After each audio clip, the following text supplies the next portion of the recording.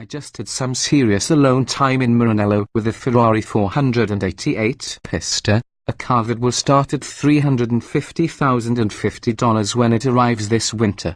Ferrari's only instructions were to go drive and be back in time for lunch at Ristorante Cavallino next to the factory.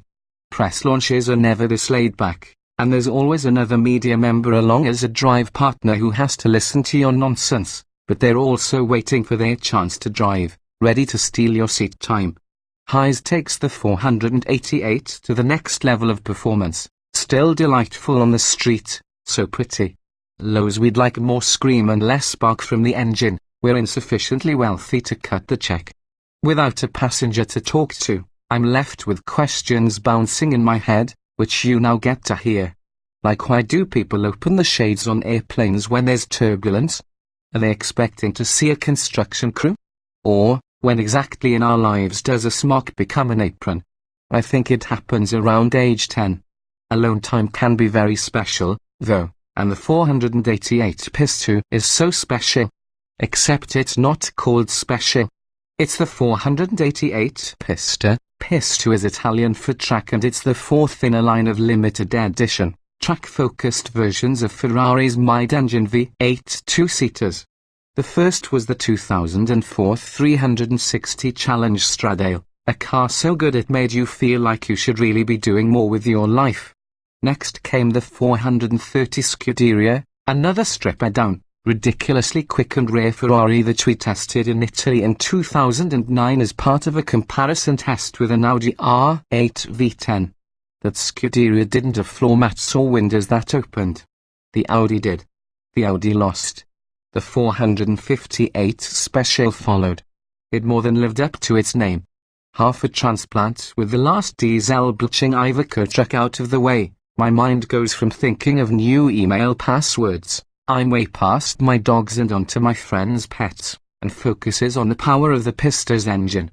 A dry-sump twin-turbocharged 3.9-litre V8 bolts deep in the middle of the car. Compared with the heart of the 488 GTB upon which the Pista is based, 50% of the Pista engine's parts are new. A lighter crankshaft and flywheel fling lighter titanium connecting rods with a claimed 17% reduction of inertia. The compression ratio rises from 9.4 to 1 to 9.6 to 1, and more aggressive cams work with shorter intake runners and a new Inconel exhaust manifold that reduces back pressure and weighs 21 pounds less than the GTB's cast unit. Ferrari found an additional 49 horsepower and dropped nearly 40 pounds from the V8.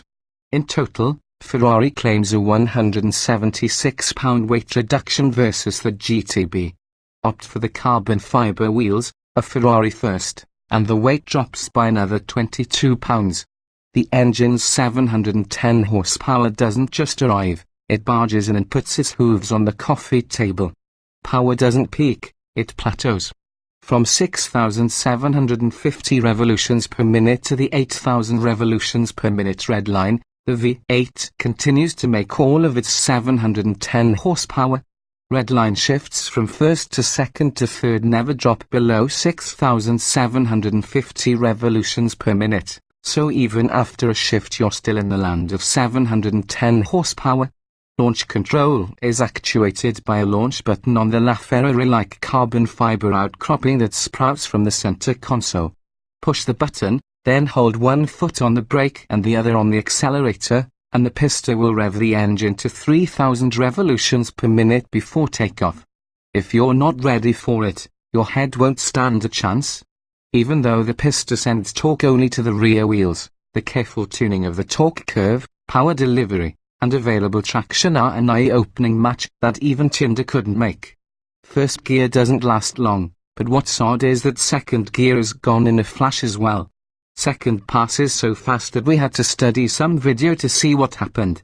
It's tough to evaluate a car when an acute case of the giggles accompanies every hit of the pedal to the metal. It's actually metal, too, as the Pista can be spec'd with a bare aluminium floor that'll tink-tink with every pebble tossed up by the Michelin Pilot Sport Cup 2 rubber. The Scuderia did that, too. Although it pegs our own giggle meter, Ferrari's acceleration claims might be of more interest. How about a believable 0 to 124 mph time of 7.6 seconds? We'd expect a sub 3.0 second run to 60. Another advantage of going solo, with no passenger along, there's no one to roll their eyes when you do 7 consecutive launch control starts. It may have been 10. Pista particulars even on broken pavement, the roughly 8 to 10% stiffer springs remain livable. The lumber lump in the carbon fiber seats is far more annoying. As in the 488 GTB, magnet or geological dampers smooth the edges off bumps. Interior space is surprisingly vast, and the view out is panoramic. Mostly, the daunting visuals come when you're outside the thing. A new carbon fiber front bumper inspired by that of the 488 Challenge race car essentially puts a wing between the headlights to increase downforce. A carbon fiber spoiler in back further presses the Pista onto the Pista. A change in the orientation of the front radiators allowed engineers to alter the airflow around the bumper to further increase downforce. On the rear fenders, larger openings are dedicated solely to the intercoolers. On the GTB, a smaller opening in the same location feeds the intercoolers and the engine's intake. Here, the angina intakes are moved to below the edges of the rear spoiler as in the Challenge Racer. Light steering and that characteristic 488 driving position that puts you right up against the front axle line fosters the confidence to push harder and harder. There's nothing a mountain road can throw at the Pista that unsettles it. Tight stuff, high-speed stuff, mid-corner bumps, quick back-and-forth transitions, and spandex ring cyclists all are taken in stride. But, even though its limits are high, the car never acts bored on the street.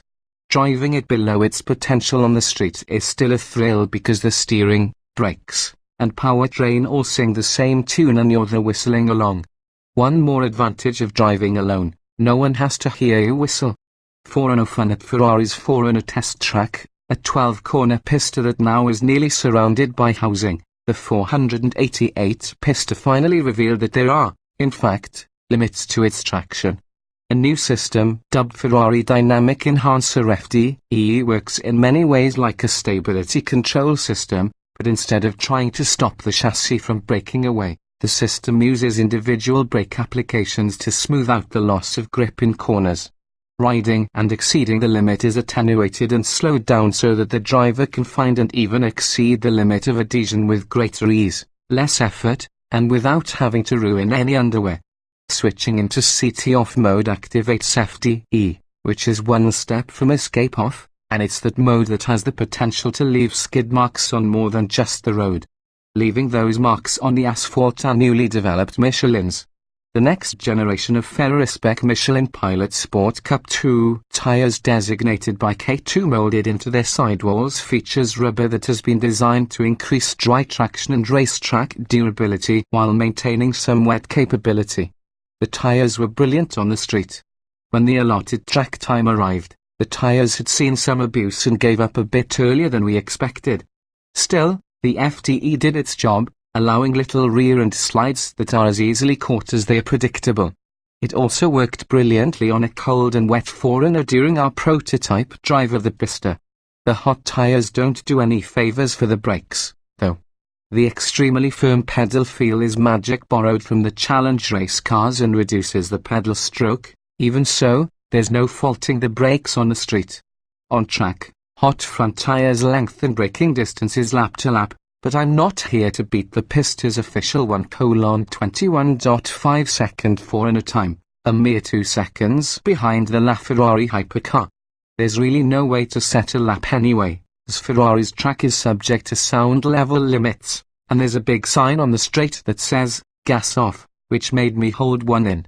The Pista is certainly loud enough to peg 4-0's sound level meter, and we are happy that the new exhaust manifold blows a racier tune than the 488 GTB's cast unit, but we miss the naturally aspirated V8s of the recent past. The Pista is all about that bass.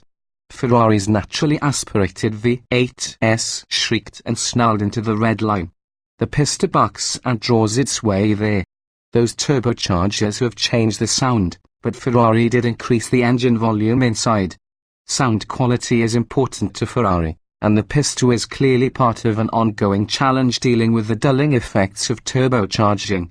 With Ferrari time over, it's back to the hotel to write. Writing is a solitary gig. So I'll ask, who buys plain yogurt and why? Have any of you noticed that Sabado Gigante was really just hee-haw for Latin Americans? I think I'm done here.